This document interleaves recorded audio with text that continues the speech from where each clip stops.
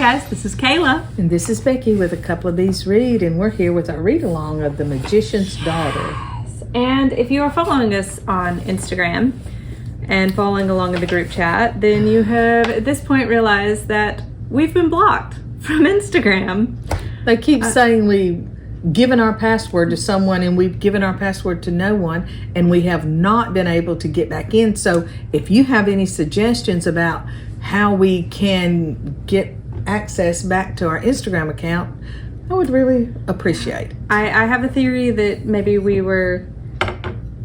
they logged us out and then we were hacked because none of the passwords work to change and get back in. So we'll see if we see you on Instagram again. If we don't, we still have Twitter, so definitely follow us there and follow us here on YouTube as well as on our blog. So please. And we're still on Facebook. Yes, we are still on Facebook as well. So our read along has been for The Magician's Daughter. It is an amazing read. Becky has gotten ahead of us. I have a confession. I have finished the book. Yes. I couldn't wait. I just got carried away, and before I even realized I was past page 250, I was like way past page 250, and I said, oh well, what the heck, I'm just gonna finish it. And it was amazing. I loved it. But I'll keep with the read along. I won't do spoilers. Don't spoil anything. I'm not, because it was just fabulous. I loved it. Exciting book. And that said, if you have not read to page 250, pause this video, go read to page 250, and then come back to us, because we have questions and we want to know your thoughts as well. Sure. So, a few questions I had. First of all, we've learned more about Morgane. Yes. Who still, she's named after a character from Arthurian legend. So did she cause the downfall of Camelot? Jury's still out. I don't know. We'll see. But is Morgane going to cause the downfall of Rowan and Hutchcroft? And because right now it seems that she has betrayed Rowan, handed him over to Storm, who is evil. Storm is evil. Yet again. Yes. And she has also been seen going into their secret library, which I'm very interested in learning exactly what that is. So Rowan and Morgane at some point created a secret library together. Yes. And I want a secret library. That's awesome. That would be great. And it's through the scrying mirror, our main character, Biddy, was able to see them going in. Yes. So, which leads to an observation or a question about... is she going into the secret library because she has something to hide from the council, or is she going in there because she's destroying something? She's going to destroy the library so the council won't see that her and Rowan are still connected. So for that reason, Biddy and Hutchcroft, the bunny, have decided we need to stop her. We need to figure this out before she destroys the hidden library. Right. And you mentioned using the scrying mirror. Yes. As you said earlier, you found it interesting that a non-magical person can use magical items. Yes. So Biddy keeps insisting that she's non-magical. Right. It's even kind of confirmed by the puka. Yes. But she's able to use all these non-magical artifacts, which I think is so interesting because... And she has magic in her heart. And she has a spell in her heart. And yes, it is a spell that someone put there, but who's put it there? We think it's Rowan. It seems to be Rowan. The puka said it was Rowan, but the puka is also a trickster. That's true. He doesn't always tell the truth. Yes. Yes. But here's another thing. At the beginning, and you and I are kind of, I'm not sure. I believe at the beginning when Morgane and Storm and Rowan all went to school, the magical school together, they were 17. You said you thought Rowan was younger than that, but Maybe. I don't know. I thought I took it to be 17, and you know, Biddy keeps insisting she's not magical, yet she doesn't really know how old she is. Is she 16 or is she 17? Right. You know, so if you don't come into your magic until you're 17, maybe she is, and she just doesn't know it yet. You know, so that's something to think about. And which, in either case, like, I'd be fine with her finding out, oh, I actually am a mage. I just didn't turn into a mage until I was 17. Right. But I would also be fine with this being a magical world in which regular humans, without some giant destiny, without being the chosen one, can benefit access magic, benefit from it. Well, and you know, and Rowan is oftentimes saying it makes the human world better. Yes, because magic is wild and it chooses what it will do, and you know, it may be you may ask it to bless someone, to heal them or whatever, but it does it in its own way. You know, it could be maybe not take the illness away, but give them just such a glorious life until the end, or you know, something. Right. So it does its own thing.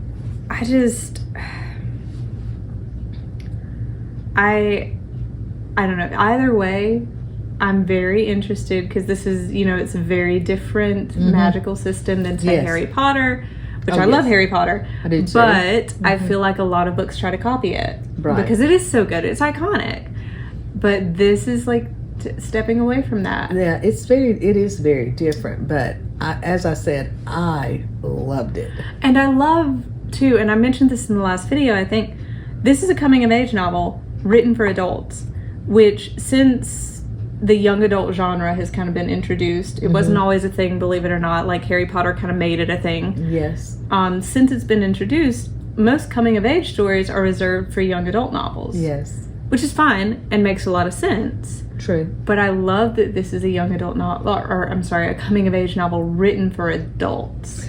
And the other thing is that it could be read by young adult as easily, well. Yeah. Because there's not inappropriate things in there that you don't really want young adults delving into at a young age, you know. So it's really kind of almost a crossover between adult and young adult. Right. But I think the way it's written, some of the similes and some of the things they use, it's more complex reading. But it's, because it's so beautifully written. Right. Yeah, it is an amazing book. So, you know, H.G. Perry, I'm going to have to read some more of her. Absolutely. So let me think. Was there another? So by page 250, Biddy has decided that I am going to go to the puka, which is a mischievous magical creature of Irish mythology, Celtic mythology. And he's pretty much followed her around since she's been a little girl on the island. Yes. And she goes to him, and he takes her back in time to show her the first time that the world was running out of magic, and the Tuatha Dé Danann are there, and she sees what happens, but it doesn't go into a lot of detail. So my big question is, Biddy, by the end of page 250, she's like, I know what to do to bring magic back into the world. What is it, Biddy? Well, we have to have Morgaine's help. Yes. And so it's like, Hutchencroft is like, what? We're going to trust her? Can we get her help? What is it that you're going to do? How are you going to do that? Like, so many questions just writing on those last few moments of page 250. And I think those are all of my questions. Because I'm really eager to move on. Yes, I have no more questions. My questions have been answered. So I will now go on to quotes.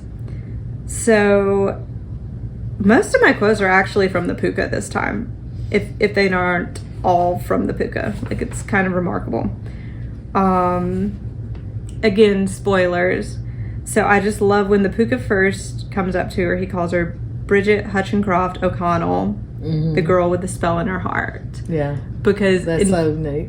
And it's neat, and it's, until this time, it has not been like spoken that Hutchencroft and Rowan O'Connell are her parents. Like, that's not been really address. Like, they have this familiar relationship. They are found family, but often in found family narratives, like, it is never spoken. Oh, they're family. This is their relationship. Right. But the puka just comes up and he calls about Bridget Hutchincraft O'Connell, the girl with the spell in her heart.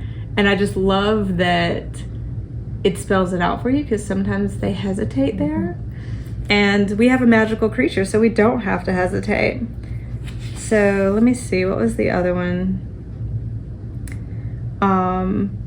So then they have a conversation about whether or not she is some magical chosen one. She tells the puka, I used to think, even though I wasn't a mage, I thought I'd washed up on the island for a reason, that I had a destiny the sort you find in legends. But I don't I? No, the puka agreed, you don't. Legends are the correct environment for destinies. They take very careful curating. It's rare for a wild one outside them. She asked, I'm not the child of anybody special, not a mage or a queen or... And he says, you're simply a human creature born of two other human creatures, no different to any other of your kind.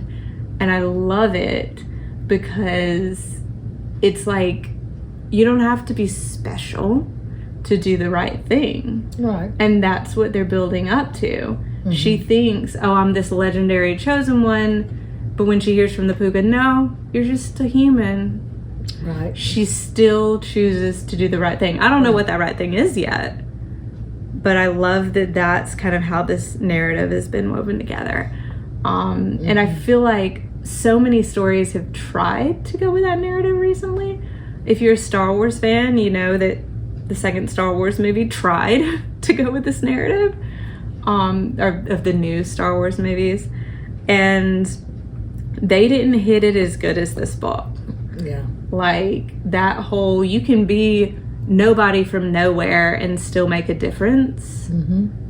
That's here. That is the theme, and I love it. Oh my gosh, I got chills. Okay. And I agree with that. I think you are special because you do something special. Yes. You are the chosen one because you choose to do the right thing. Right. And so not by some higher power, but your own choices make you special and make you the chosen, because it is the choices and the special things that you do. And I love how succinct it was for this author, and how, like, goodness, her ability to put this into words, because it's beautiful. It's this beautiful moment. Is the whole, in my opinion, so far at least, the whole theme of the book is you don't start out special. You choose that. Yeah. So it's beautiful. It's great. And then the last quote I have, and of course I'm going to quote where they get the title from. The puka says, in every fairy tale ever told, it's a bad idea to tangle with a magician's daughter. Right. And I love it because that's where the title of the book comes from. Mm-hmm. But it's also the moment that Biddy as a character grows, because she says later, if he wasn't her father, then she at least was his daughter, talking about Rowan. I think until this moment, she's never been able to, like, acknowledge him as a father, because she knew her parents were out there. Right. But she realizes, he raised me. Yeah, I'm the magician's daughter. Right. So he raised me as his own, whether or not I felt that way. I think it settled in her heart that she finally realized Rowan felt that way about her. Right. And it's just this beautiful, beautiful moment. And then, of course, we get into all the action and adventure that happens towards the end. And that's why I couldn't stop. Exactly. Like, guys, but you better hurry up and read it, because I can't wait to tell you the very end about. Yes. So, and next week will be when we wrap this book up and we talk about the ending, which I haven't gotten to yet. It's been really hard to, like, put off reading the next, 100 or so pages. But life is short. Read to the end quickly. Exactly. All right, guys. So we will see you next week to finish up The Magician's Daughter. Bye, guys. Bye.